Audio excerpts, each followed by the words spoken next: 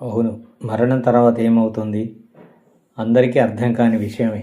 అందుకే అందరూ అర్థం చేసుకోవాల్సినటువంటి విషయంగా పరిగణించి ఈ వీడియో చేస్తున్నా. భూమితో అనుసంధానింపబడి ఉన్న చక్రాలతో సంబంధం తెగిపోతుంది దీనికి.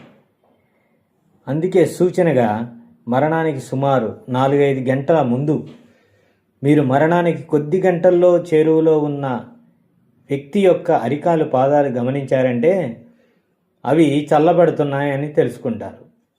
సరే, మరికొంత వివరంగా తెలుసుకునే ప్రయత్నం చేద్దాం. ఆత్మకి శరీరానికి అనుసంధానింపబడి ఉన్న సూక్ష్మ వెండి తెగ తెగిపోతుంది. వెంటనే శరీరంలో అంతవరకు బంధింపబడి ఉన్న ఆత్మకి స్వేచ్ఛ లభించి శరీరం నుండి బయటకు వచ్చేస్తుంది. కానీ ఇంతకాలం ప్రేమించిన శరీరాన్ని వదిలి వెళ్ళలేక మళ్ళీ మళ్ళీ శరీరంలోకి ప్రవేశించి శరీర అంగాలను కదిలించడానికి ప్రయత్నం చేస్తుంది. మరణించిన వెంటనే దేహాన్ని సూక్ష్మంగా గనక పరిశీలిస్తే ముఖంలోనో లేక ఇతర శరీర అవయవాల్లోనో సూక్ష్మమైనటువంటి కదలికల్ని మనం గమనించవచ్చు కూడా. అంటే దాని అర్థం అదే. మరణించిన కాసేపటికి శరీరం నూతనంగానే ఉంటుంది. అయినా కూడా వెండి తీగ తెగిపోవడం వలన శరీరంలో దూరగలిగిన అక్కడ ఉండలేకపోవడం వలన ఆత్మ ఇక శరీరం నుండి బయటకు వచ్చేస్తుంది.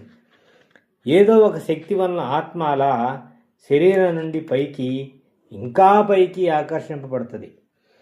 శరీరంలో ఉన్నప్పటిలాగానే ఆత్మ తన ప్రియమైన వాళ్ళతో మాట్లాడుతుంది. నేను మరణించలేదు అని చెబుతుంది.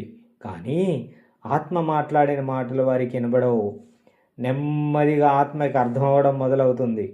తాను ఇక తన శరీరంలో చేరలేనని, శరీరానికి సుమారు 12 అడుగుల ఎత్తులో ఆత్మ ఉండి ఆ గదిలో జరుగుతున్న తతంగాన్ని అన్ని విషయాలు వింటది, చూస్తుంది కూడా. సాధారణంగా అంత్యక్రియలు జరిగేంత వరకు ఆత్మ అలా సుమారు 12 అడుగుల శరీరానికి పైన ఉంటుందిట. మీరిప్పుడు బాగా ఒకటి అర్థం చేసుకోండి. ఇకపై ఎక్కడైనా అంత్యక్రియల కార్యక్రమం జరుగుతోంది అంటే అక్కడ ఆ శరీరానికి సంబంధించిన ఆత్మ ఉంటుంది.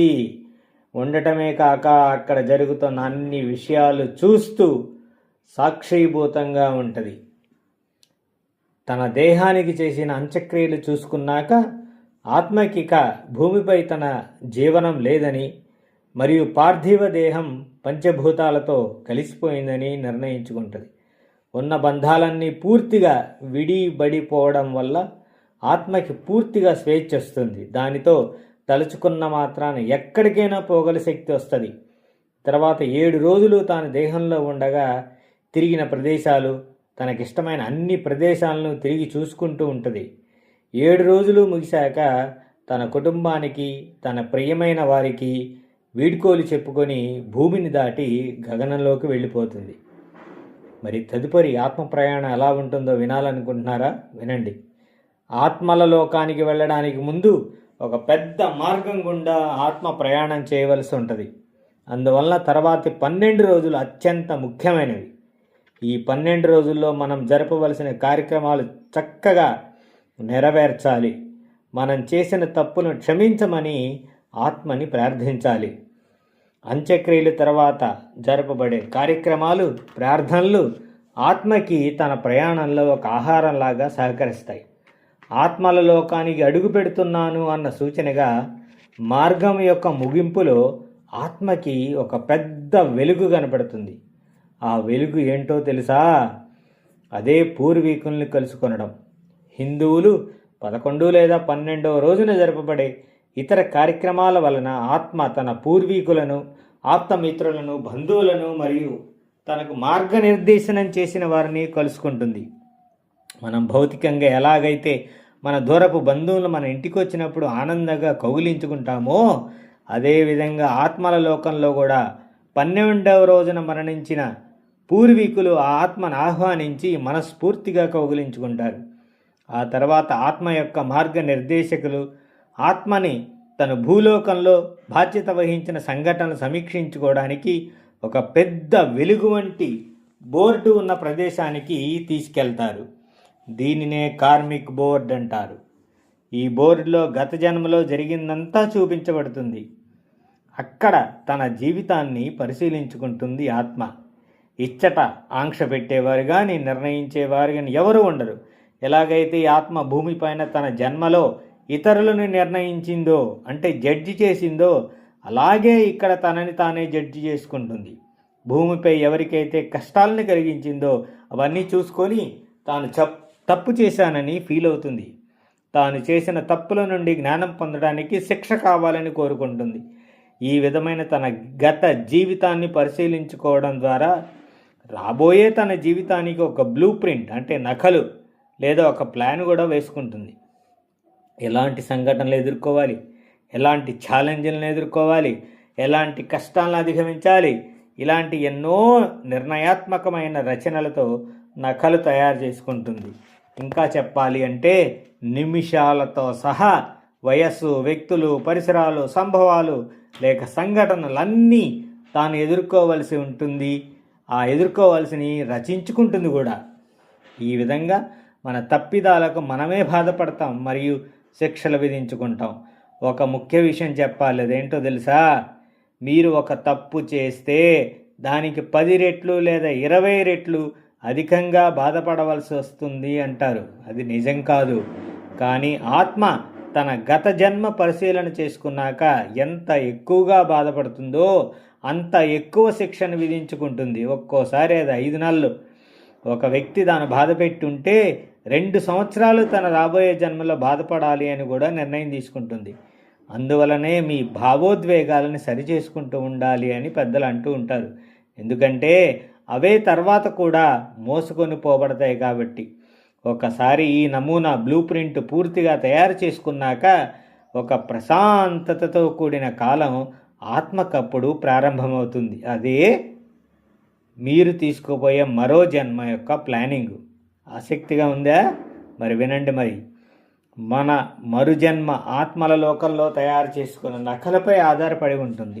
జన్మకి మరుజన్మకి మధ్య 20 నుంచి 30 ఏళ్ళు పట్టవచ్చు, లేదా ఇంకా ఎక్కువ కాలం కూడా పట్టవచ్చు. మన తల్లిదండ్రులు మనమే నిర్ణయించుకుంటాం. ఒక్కోసారి తల్లి గర్భంలో పిండం రూపుదిద్దుకుంటున్న సమయంలోనో, లేక గర్భం దాల్చిన 4-5 నెలలకో, లేక పుట్టడానికి కొంత సమయం ముందో ఆత్మ ప్రవేశించడం జరుగుతుంది. ఈ సృష్టి ఎంత అద్భుతమైనదంటే పుట్టిన తేదీ, సమయము మరియు స్థలమునకు తగినట్టుగా గ్రహములు అమర్చబడతాయి. ఇదే దిస్ ఈజ్ కాల్డ్ కర్మ థియరీ. చాలామంది అనుకుంటూ ఉంటారు, నేను దురదృష్ట జాతకుడును, నాకు అదృష్టం లేదని. కానీ అసలు విషయం ఏమిటంటే నీ జీవితం మొత్తం కూడా నువ్వు ఆత్మల లోకంలో తయారు చేసుకున్న నకలు లేదా బ్లూ ప్రింట్ మాత్రమే. ఒకసారి మరుజన్మ తీసుకున్నాక 40 రోజుల దాకా బిడ్డ తన గత జన్మకి సంబంధించిన జ్ఞాపకాలన్నీ కలిగి ఉంటుంది. అందువల్లనే ఒక్కోసారి సంబంధం లేకుండా నవ్వడం లేక ఏడవడం జరుగుతూ ఉంటుంది. 40 రోజుల తర్వాత గత జన్మకు సంబంధించిన అన్ని జ్ఞాపకాలు ఆటోమేటిక్గా తుడిచివేయబడి అసలు నాకు గత జన్మ అంటూ ఒకటి ఉందా అన్నంతగా మారిపోతాయి. ఇక అప్పటి నుండి నకలలో లిఖించుకున్నది పూర్తిగా అమల్లోకి రావడం ప్రారంభమవుతుంది.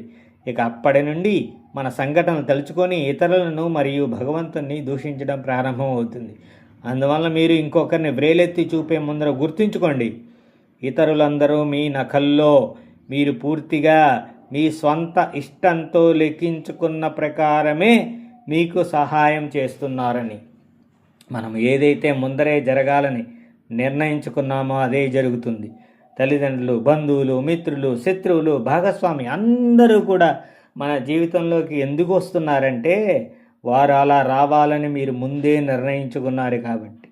ఇంకా చాలా విషయాలే ఉన్నాయి. ప్రస్తుతానికి ముగింపుకు వచ్చేద్దాం. మరణించిన తర్వాత ఆత్మల భూమిపైనే తిరుగుతూ ఉండడానికి ఎన్నో కారణాలు ఉన్నాయి. వాటిలో కొన్ని చేయవలసిన పని మధ్యలో ఆగిపోవడం, అత్యంత దుఃఖం, గాయాల వలన మరణించడం, అనుకోని సమయంలో అంటే ఉన్న ఫలంగా మరణం సంభవించడం. ఏది ఏమైనప్పటికీ ఆత్మకి 12 రోజుల గడువు మాత్రమే ఉంది. ఈ గడువు లోపలే తను చేయాలనుకున్నవన్నీ చేయగలగాలి. 12 రోజుల తర్వాత కొంతకాలం ఆగి ఆత్మల లోకాల ద్వారం కూడా మూసివేయబడుతుంది. అలా జరిగితే ఆత్మల పరిస్థితి మరీ దయానీయకమైపోతుంది. ఎందువల్లంటే అవి ఆత్మల లోకానికి వెళ్ళలేవు. భూలోకంలో శరీరంతో వ్యవహరించడానికి మళ్ళీ జన్మ తీసుకోలేవు.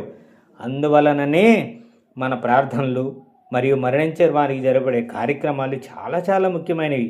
అలా చేయడం వలన ఆత్మలు తమ ప్రయాణాన్ని ప్రశాంతంగా సాగించి ఆత్మల లోకానికి వెళ్ళి చేరతాయి. హిందూ సాంప్రదాయంలో ఈ 12 రోజులు దేవాలయానికి వెళ్ళడం నిషిద్ధం అని ఉంది. మనం మరణించిన వారికి కాపాడుటకు, వారు తమ గమ్యాన్ని చేరుటకు మనవంతు సహాయం చేయటం కూడా ఎంతో ప్రాధాన్యమైనదే. మనకి మరణమే లేదు. మరణం అనేది అంతమే కాదు, అది ఒక విడిది సమయం మాత్రమే అని గుర్తుంచుకుంటే మరణ భయం కానీ ఉండదు, రాదు. అదొక మార్పు అని సంతోషించాలి. శుభం. సర్వే జనా సుఖినో భవంతు. లోకా సమస్తా సుఖినో భవంతు. సమస్తలోకా సుఖినో భవంతు.